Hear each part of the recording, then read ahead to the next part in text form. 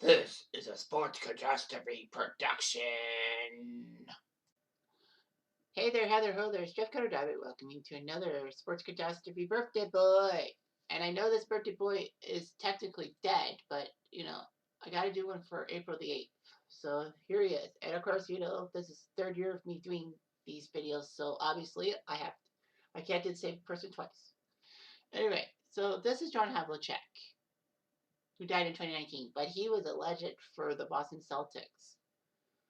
He actually won 8 NBA titles, which was good. Like, he was 8-0 in NBA Finals. He never lost an NBA Finals, which is unusual. And he has the third most NBA titles by a player. Only Bill Russell and Sam Jones, who were at the height played entirely with the Boston Dynasty in the 50s and 60s, have won more. So anyway, he was pretty good. He's been to the Hall of Fame since 1984. So anyway, he was born in Ohio in 1940 and played at Ohio State University. Kind of easy. You stay within your own state.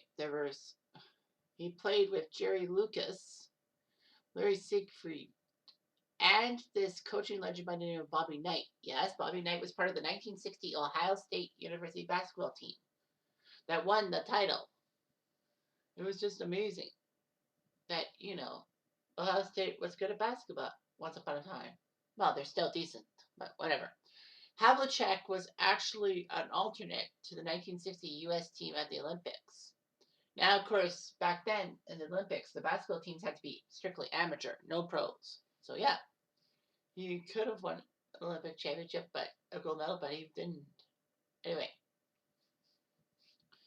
so Havlicek was drafted by both the NBA and the NFL, which was weird. Well, Havlicek did play football for Ohio State, but yeah, Cleveland drafted him, and the Celtics drafted him in 1962.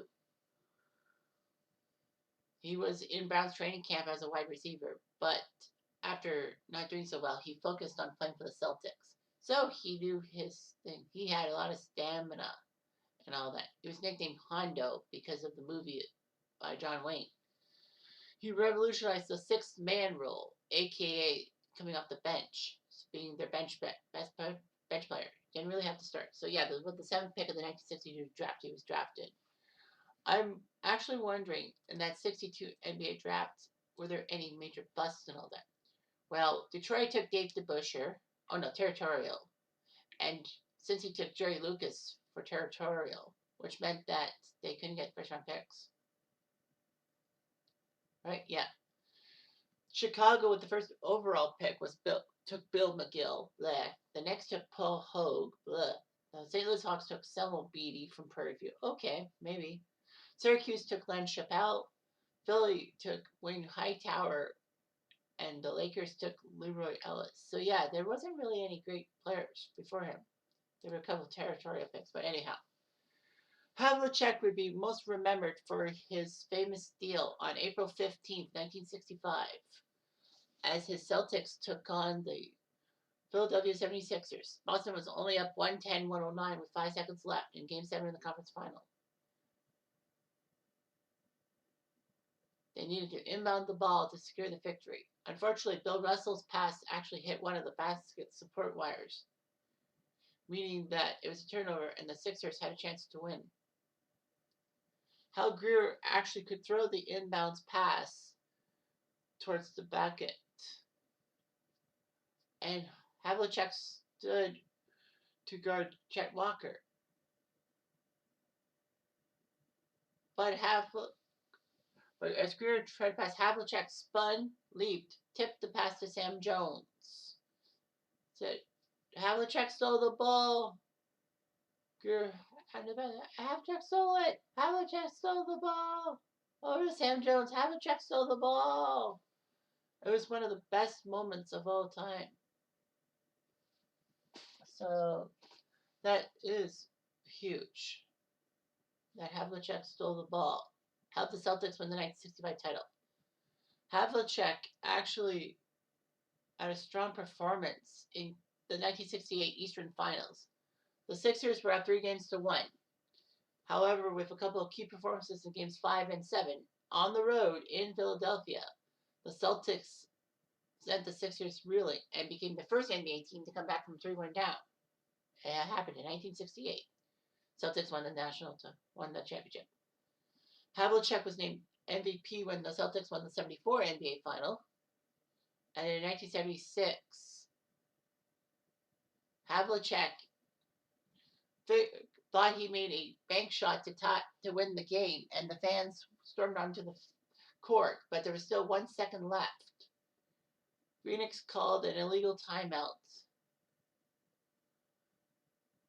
and it led to a technical foul shot hit by Jojo White.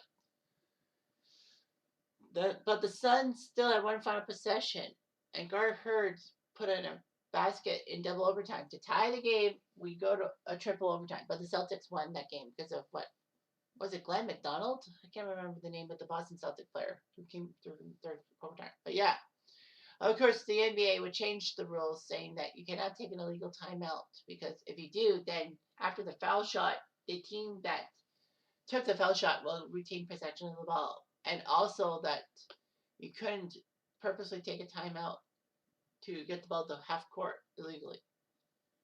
Anyway, Havlicek actually was the Celtics' all-time leading scorer. And I still think he is. Is he not? Still number one? I think he's number one in Celtics history for most points by a Celtic. 26,000 plus. I mean, you know that. He was known for being a good defender and won 8 NBA titles and 13 All-Star appearances in his career after he retired in 1978. Yeah, he retired in 1978, and the Celtics would immediately change and wear his number 17. So the Celtics retired his number 17 at halftime of his final game. And all for moments.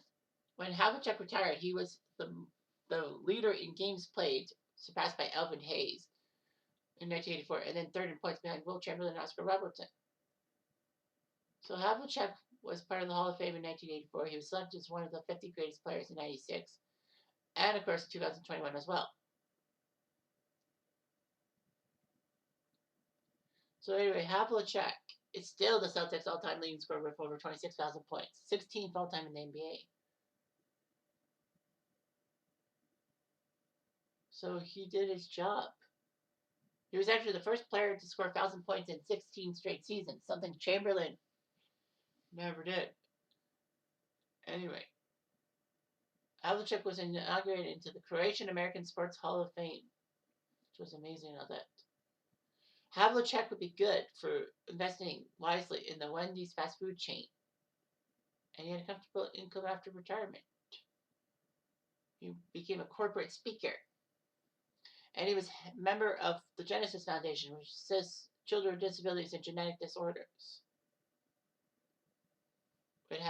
And he would have a celebrity fishing tournament that would raise money for that charity. Havlicek and his wife married in 1967, having 2 kids, Chris and Jill.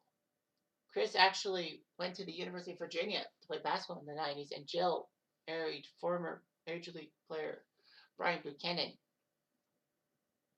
Havlicek would have Parkinson's and die at 79 from the disease in April 2019. Havlicek played 1,270 games for the Celtics in his career, 20.8 points per game, 6.3 rebounds. From 1962 to 1978, all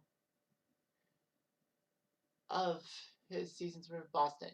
He didn't play for anyone else. And winning 8 NBA titles, 63, 64, 65, 66, 68, 69, 74, and 76. Never losing an NBA final, which was amazing. And 22 points in the playoffs. It's still fantastic. So Havlicek stole the ball and stole our hearts. Anyway, I'm Jeff Diamond. I do.